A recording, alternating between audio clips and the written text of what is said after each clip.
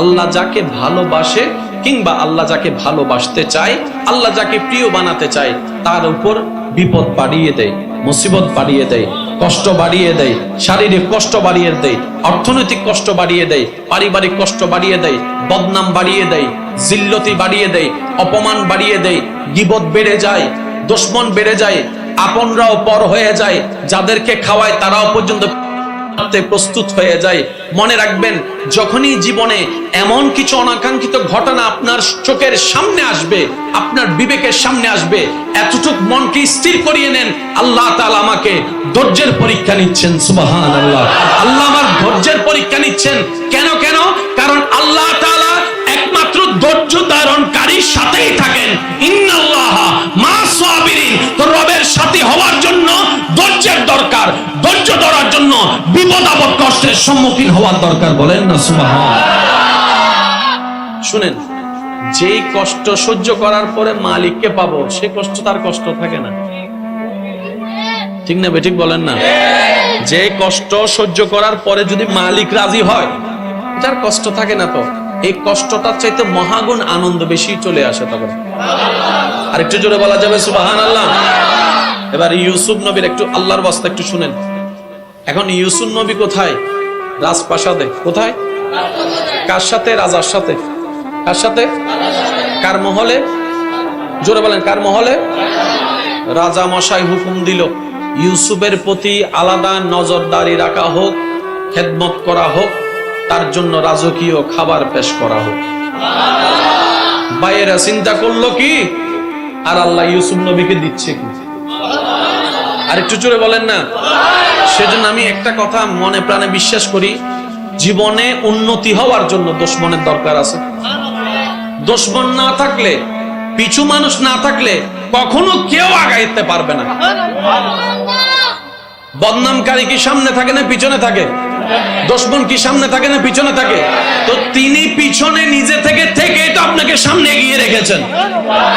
সেজন্য দুশমন, বদনামকারী, গীবাতকারী যারা আছে, তাদেরকে কখনো বোঝা মনে করবেন না। তাদেরকে মনে করবেন যে আল্লাহর পক্ষ থেকে নিয়ামত।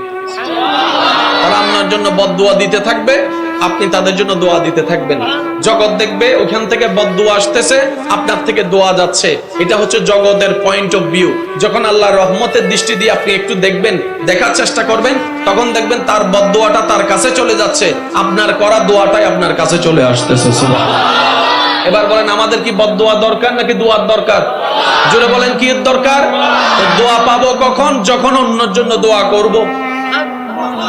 বদদুয়া করলে আসবে কি? কেন জোরে বলেন না? বদদুয়া করলে আসবে কি? ঘৃণা করলে আসবে কি? ভালোবাসলে ভালোবাসা আসবে, দোয়া দিলে দোয়া আসবে। সিস্টেম এটাই। সুবহানাল্লাহ। এটা কারোর জন্য চেঞ্জ হবে? সূরা রহমান আছে না ভাই? জোরে বলেন না, সূরা রহমান আছে না?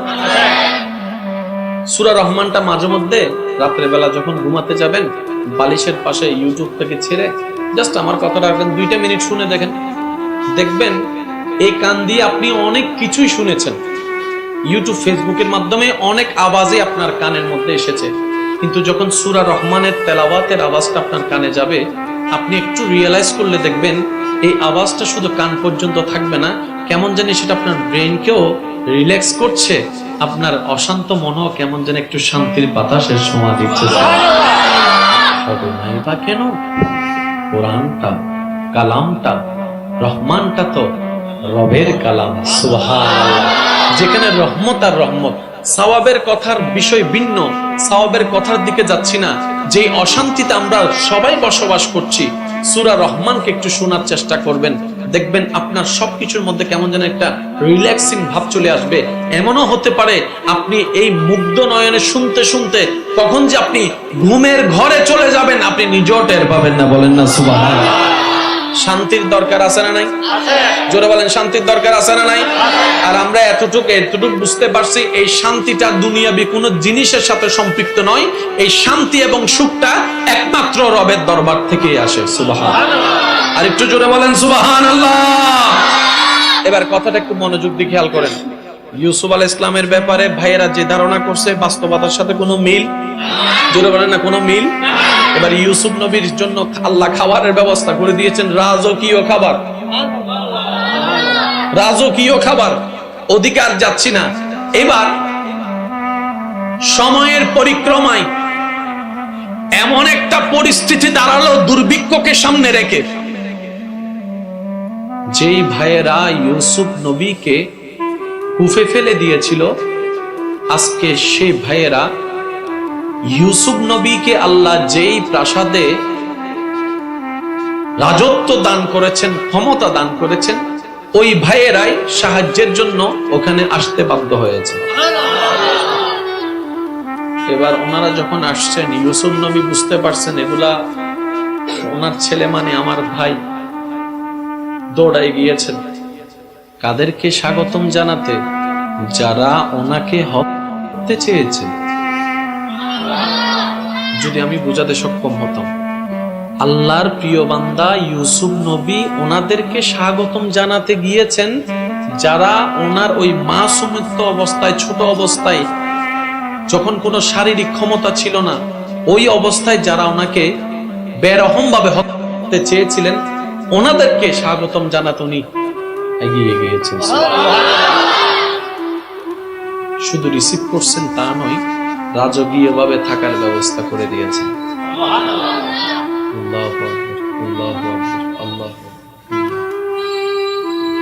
রাজকীয় ভাবে ওনাদেরকে খাওয়ার ব্যবস্থা করে দিয়েছেন, যতটুকু সাপোর্ট দরকার সব দিয়েছেন। এবার ওই ভাইয়েরা যখন শুনতে পেরেছেন এটাই সেই ব্যক্তি যে আমাদের ভাই, যাকে হত্যা আমরা চেয়েছি, ইউসুফ নবীর তখন অনেক পাওয়ার। একবার হ্যাঁ বললেই সাথে সাথে অ্যারেস্ট করে ফেলবে, একবার বললেই হয়তো তাদেরকে শিরচ্ছেদ করে ফেলবে। কিন্তু ইউসুফ নবী একটা বারের জন্য এই কথাটা বলে নাই। তার কারণ কি? ইউসুফ হচ্ছেন আল্লাহর, আর যে আল্লাহর ওনাদের সবকিছুই একটু ভিন্ন। আপনি যদি এই পৃথিবীর মানুষকে দুই ভাগে একটু ভাগ করেন, এক ভাগকে রাখলেন যারা প্রতিশোধ গ্রহণ করেছে, আরেক দলকে যদি সামনে রাখেন যারা প্রতিশোধ নেয় নাই, ক্ষমা করেছে। আপনি যদি দুইটা লিস্টটিকে আলাদা করেন, আপনি দেখবেন প্রতিশোধ গ্রহণকারীর ভিতরে আপনি ফেরাউনের নাম পাবেন,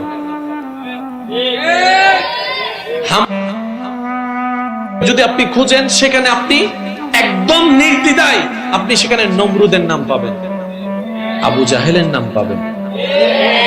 আপনি প্রতিহিংসা পরায়ণ হয়ে হামলাকারী, প্রতিশোধ নেওয়ালার ভিতর যদি আপনি লিস্টি করেন, সেখানে আপনি নমরুদ পাবেন, সাজ্জাদ পাবেন, আপনি সেখানে ফেরাউন পাবেন, আবু জাহেলকে পাবেন। কিন্তু আপনি যদি ক্ষমাকারী লিস্টি করেন, সেখানে আপনি নবী রাহমাতুল্লিল আলামিনকে পাবেন, ইউসুফ আলাইহিস সালামকে পাবেন। আরেকটু জোরে বলেন না সুবহানাল্লাহ। ইব্রাহিম আলাইহিস সালামকে পাবেন, নূহ আলাইহিস সালামকে পাবেন। মনে রাখবেন ভাইয়েরা, যখন কোন একটা বিষয় ব্যক্তি কেন্দ্রিক আসবে, সেখানে ধৈর্য ধরতে হয়। ইসলামে ধৈর্য ধরার কথাও আছে, প্রতিবাদের কথাও আছে। যখন আপনার আমার ব্যক্তি কেন্দ্রিক কোনো বিষয় আসবে, তখন সেক্ষেত্রে আমাদেরকে ধৈর্যের ঢাল নিয়ে এগোতে হবে। আর যেখানে দেখবো যে অন্যের উপর অত্যাচার হচ্ছে, আমাদের চোখের সামনে অন্যের উপর জুলুম হচ্ছে, সেখানে প্রতিবাদ করতে হবে। বলেন না সুবহানাল্লাহ। এবার সিদ্ধান্ত আমাদের, আমরা কি প্রতিশোধ নেওয়ালার লিস্টিতে যোগ দিব নাকি ক্ষমা করনেওয়ালার লিস্টিতে যোগ দিব? কিভাবে বলি ভাই, যাকে আল্লাহ তাআলা সমস্ত নবীদের ভিতরে শ্রেষ্ঠ বানিয়েছেন, সুবহানাল্লাহ, যে নবীকে আল্লাহ তাআলা সমস্ত নবীর ইমাম বলে ঘোষণা দিয়েছেন, যে নবীর শানে কোরআনে আল্লাহ তাআলা রাহমাতুল লিল আলামিনের শব্দ ব্যবহার করেছেন, যে নবীর শানে আল্লাহ তাআলা ইন্না আতাইনা কাল কাউসারের খাজিনা দান করেছেন, সুবহানাল্লাহ, যে নবীকে আল্লাহ তাআলা এমন দয়া করেছেন, যার কদম মোবারক ছিল জমিনে, হাতটা বাড়িয়ে দিলে চলে যেত জান্নাতের বাগান। সেই নবী, যেই নবীর ঘরের মধ্যে জিবরাইলের মতো ফেরেশতা খাদেম হয়ে আসে আল্লাহর হুকুমে। দেখেন সেই নবী খাবার কষ্টে দিন যাপন করছে, খাবার না। সেই নবী মক্কায় অত্যাচারের শিকার হচ্ছে, অপমানের শিকার হচ্ছে, বদনামের শিকার হচ্ছে, গীবতের শিকার হচ্ছে, দুশমনের শিকার হচ্ছে, ঘরটা পর্যন্ত ভেঙে দিচ্ছে, রাস্তাটা পর্যন্ত বন্ধ করে দিচ্ছে। ওই নবীর সাথে যারা কথা বলতো তাদের উপর পর্যন্ত অত্যাচার করা শুরু করেছে, তাদের ঘর বাড়ি দোকানপাট ভেঙে দেওয়া শুরু করেছে। কেন? তাদের প্ল্যানিং ছিল, আমরা যদি একটা নিয়ম চালু করি, মুহাম্মদ সাল্লাল্লাহু আলাইহি ইসলাম মুহাম্মদের সাথে যেই কথা বলবে তার উপর যদি অত্যাচার করি, তাহলে ওর সাথে আর কেউ কথা বলতে যাবে না, সাক্ষাৎ করতে যাবে না, তাহলে ওর ধর্ম গ্রহণ করার কোনো প্রশ্নই আসে না। এমন ভাবে মেন্টালি ফিজিক্যালি অত্যাচার করতে করতে আমাদের নবীর উপর অত্যাচারের উপর অত্যাচার, তায়েফের মধ্যে অত্যাচারের উপর অত্যাচার, আঘাতের উপর আঘাত। সেই নবী যখন আল্লাহর হুকুমে মদিনা চলে গেলেন, তখন জগৎবাসী বলতে লাগলো, মুহাম্মদ হেরে গিয়েছে, মুহাম্মদ পরাজিত হয়েছে, আমরা জিতে গিয়েছি। রব বলে, আমার হিকমত তোমরা বুঝবা না, আমার হিকমত তোমরা বুঝবা না, আমার হিকমত তোমরা জানবা না। তোমরা বাহ্যিক ভাবে দেখছো মুহাম্মদ পরাজিত হয়েছে, আমি আল্লাহ দেখছি মুহাম্মদ বিজয়ীর দিকে আগাচ্ছে। বলেন সুবহানাল্লাহ। এবার মদিনা শরীফ আল্লাহর হুকুমে নবীজি গেছে কি যায় নাই? জোরে বলেন না। আল্লাহর হুকুমে গিয়েছেন। বাবার বাড়ি ছেড়ে দিল, জায়গা সম্পত্তি ছেড়ে দিল, ব্যবসা বাণিজ্য ছেড়ে দিল, সব মক্কায়। নবী চলে গেলেন মদিনায়। ওখানে সন্ধি হলো। সন্ধির বাহ্যিক দিকটা যদি একটু খেয়াল করেন তাহলে দেখবেন প্রত্যেকটা লাইন মুসলমানদের বিপক্ষে, প্রত্যেকটা লাইন মুসলমানদের বিপক্ষে, প্রত্যেকটা সংবিধান মুসলমানদের বিপক্ষে। জগৎ বলে মুহাম্মদ আরো হেরে যাবে, যে নিয়ম যে সংবিধান করছে একটাও মুসলমানের পক্ষে নয়। রব বলে যে ইজ্জত দেনে ওয়ালা আমি আল্লাহ, সফলতা দেনে ওয়ালা আমি আল্লাহ, সুতরাং তোমরা টেনশন করিও না, তোমাদের বিবেক আমি আল্লাহর কুদরত পর্যন্ত পৌঁছাতে পারবে না, বুঝতেও পারবে না। বলেন না সুবহানাল্লাহ। এবার সিচুয়েশনটা কি হলো? কিছুদিন যেতে না যেতেই নবী রাহমাতুল্লিল আলামিনের দলে, মুসলমানদের দলে মানুষ বাড়তে থাকে। আবু জাহেল গ্রুপ চিন্তা করে, আমরা তো এই অত্যাচার করেছি এমন ভাবে, রাজনৈতিক ভাবে, সামাজিক ভাবে মুহাম্মদ কাটকিয়ে ফেলেছি যেন সে মাথা তুলে দাঁড়াতে না পারে। এটা কিভাবে হচ্ছে? পিছন থেকে একজন উত্তর দেয়, আরে দাবানে ওয়ালা তোমরা, তুন্নে ওয়ালা রব্বুল আলামিন। আল্লাহর হুকুম হলো, আমাদের নবীজি সাহাবায়ে কেরামের দল নিয়ে মক্কা অভিমুখে রওনা শুরু করলেন। আর একটু জোরে বলেন। আগে মানুষ কত, কোন দলে কেমন মানুষ সেটা গণনা করার তেমন সুযোগ ছিল। তখন তারা বুঝতো কিভাবে? ওই দূর থেকে যখন হেঁটে আসতো তখন ওই বালির মধ্যে ধুল উঠতো না, ওই ধুল দেখে তারা একটা মোটামুটি আইডিয়া করতো কেমন দলে মানুষ কেমন হতে পারে। যখন নবীজি আল্লাহর হুকুমে মক্কা অভিমুখে রওনা হলেন, এই সাহাবায়ে কেরামের পদধূলি থেকে উঠা ধুলের অবস্থা দেখে মক্কার মধ্যে একটা গুঞ্জন ছড়িয়ে পড়ল, মুহাম্মদ আসতেছে দল বাহিনী নিয়ে, সুতরাং আমাদের আর কোনো রেহাই নাই। যখন অত্যাচারের শিকার হয়েছিল, অত্যাচার করেছিলাম, তখন সে ছিল একা, আজকে তো বাহিনী এসেছে, নিশ্চয়ই ওই মক্কায় করা অত্যাচারের প্রতিশোধ নিবেই তো নিবে, অপমানের প্রতিশোধ নিবেই তো নিবে, বদনামের প্রতিশোধ নিবেই নিবে, ঘর যে ভেঙেছিলাম এটার প্রতিশোধ নিবে। এবার আপনা জান বাঁচা বলে যে যার মতো করে পালাইতে লাগলো, লুকাইতে লাগলো, সবাই গোপন হয়ে গেল নিজের জান বাঁচানোর জন্য। কারণ সবার মনের ধারণা মুহাম্মদ আজকে প্রতিশোধ নিবেই নিবে।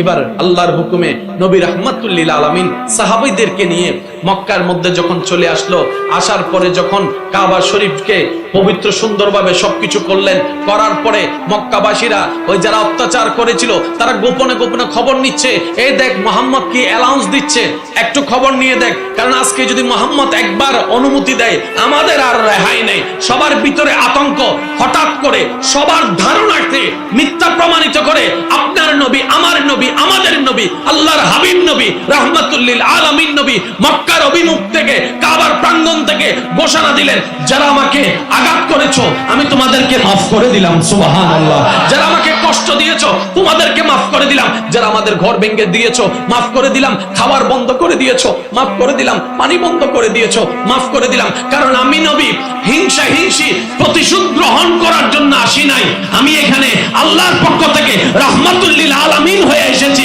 ভালোবাসা দিতে এসেছি। বলেন না সুবহানাল্লাহ। তিনি আমাদের নবী রাহমাতুল্লিল আলামিন। আর একটু জোরে বলা যাবে সুবহানাল্লাহ। रहमत वाला आया नबी है, रहमत वाला आया नबी है, সবাই रहमत वाला आया नबी है, वाला आले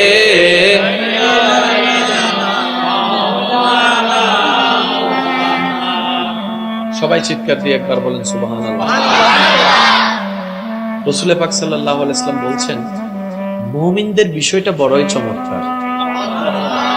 তারা কষ্ট পাইলেও লাভে থাকে, সুখে পাইলেও লাভে থাকে। আর একটু জোরে বলেন না সুবহানাল্লাহ। মানে মুমিনদের লস বলতে কিছু, জোরে বলেন না, মুমিনদের লস বলতে কিছু। সাহাবায়ে কেরাম জিজ্ঞেস করলেন, ইয়া রাসূলুল্লাহ বিষয়টা বুঝলাম না। বলে যে তারা যখন নিয়ামত পায় তখন তারা শুকরিয়া আদায় করার মাধ্যমে লাভে থাকে। তারা যখন নিয়ামত পায় শুকরিয়া আদায় করে রবের ওই পারপাসে তারা লাভে থাকে। আর যখন বিপদের সম্মুখীন হয়, কষ্টের সম্মুখীন হয়, তখন তারা ধৈর্য ধারণ করার মাধ্যমে লাভে থাকে। মুমিনদের কিন্তু লাভ দুইটাই। লস বলতে কোনো শব্দ, আরেকটু যদি বলেন লস বলতে কোনো শব্দ। এবার এই হাদিসের ছায়া তলে যদি আমি আমার জীবনকে, আপনি আপনার জীবনকে যদি একটু বিবেচনা করে দেখি, তাহলে আমরা দোনো দিকে লসে আছি। দোনো দিকে লসে আছি। কিভাবে? আমরা আল্লাহর দেওয়া সামান্য একটা রিজিকের কথাও যদি ধরি, দুপুর বেলা ভাত, এই দুপুর বেলা ভাতটা খাওয়ার আগে বিসমিল্লাহ কয়জনে বলছি? আপনটা একটু চিন্তা করে দেখি। খাবারটা শেষ করে রবের শুকরিয়া কয়জনে আদায় করছি? অন্যের দিকে তাকানোর দরকার নাই, আমি আমার দিকে তাকাচ্ছি, আপনি আপনার নিজের দিকে তাকান। দেখবো আমরা বেশিরভাগ সময় বিসমিল্লাহ বলতেও মনে থাকে না, শেষে আলহামদুলিল্লাহ বলতেও মনে থাকে না। তাহলে আমরা যে খাওয়ার সুখটা পেয়েছি সেখানে শুকরিয়া আদায় করা থেকে বঞ্চিত হয়েছি। এবার যখন পারিবারিক কষ্ট, ব্যবসায়িক কষ্ট, চাকরির কষ্ট, স্বামীর কষ্ট, স্ত্রীর কষ্ট, পারিবারিক সামাজিক মামলার কষ্ট, বিভিন্ন কষ্টে যখন জর্জরিত হই, তখন কিন্তু আপনি আমি ধৈর্য হারা হয়ে যাই। আপনি আমি ধৈর্য হারা হয়ে যাই, সেদিকেও আপনি আমি লসে আছি। এবার বুদ্ধিমান কারা? যারা পেয়ে বলবে আলহামদুলিল্লাহ, আর না পাইলে বলবে যে আল্লাহর ইচ্ছা। সুবহানাল্লাহ বলা যাবে?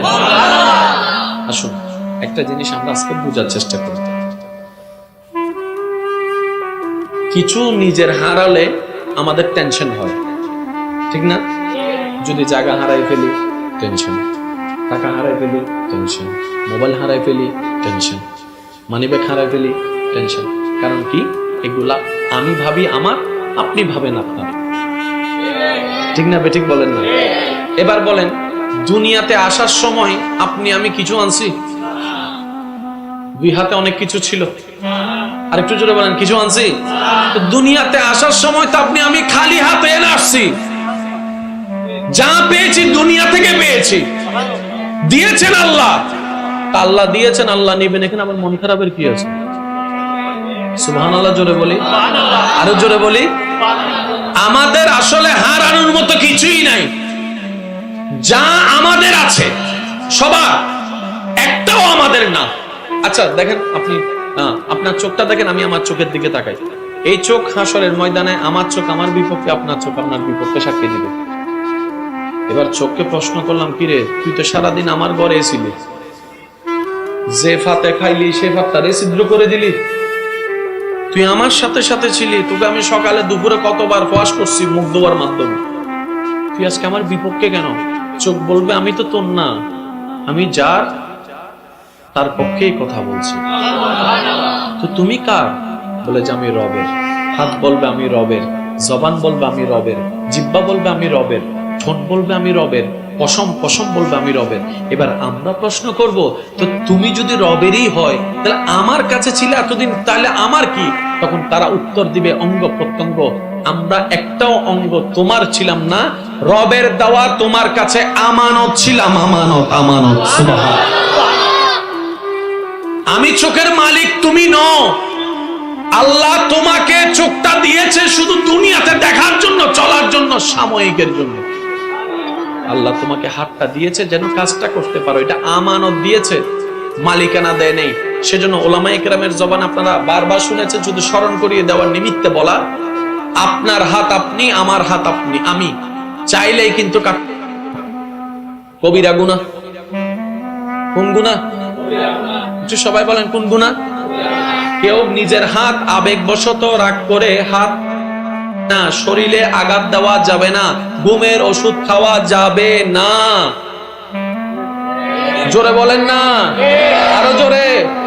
এবার আমি যদি হাত অন্যায়, আমার হাত আমি তো ফেলছি, আপনার কি? হাতে বলবে যে আমি তোর না, আমি আল্লাহ, তোর কাছে আমানত। এবার বলেন আমানত কেমন ভাবে ফেরত দিতে হয়? যেমন ভাবে দিয়েছে ঠিক সেভাবে ফেরত দেওয়া হচ্ছে আমানতের শান। বলেন না সুবহানাল্লাহ। আসেন একটা জিনিস বোঝার চেষ্টা করি। কষ্ট হচ্ছে আপনাদের? শেষ ভালো যার, আর একটা নাচতে বলবো, শেষ ভালো যার, শেষ ভালো যার।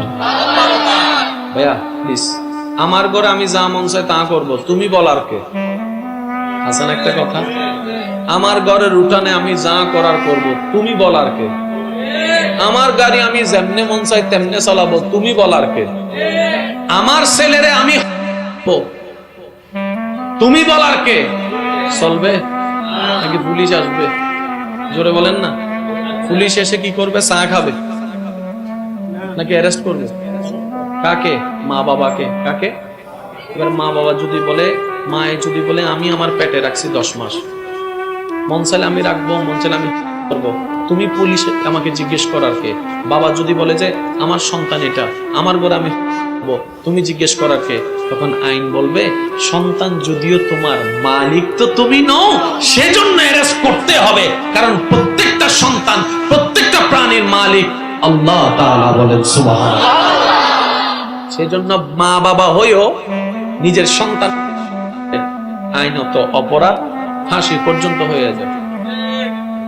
তার মানে কি? আমি নিজেই আমার সন্তানের মালিক নই, আপনি আপনার সন্তানের মালিক নই, সব হচ্ছে রবের দেওয়া নিয়ামত, রবের দেওয়া রহমত, রবের দেওয়া আমানত, রবের দেওয়া নিয়ামত।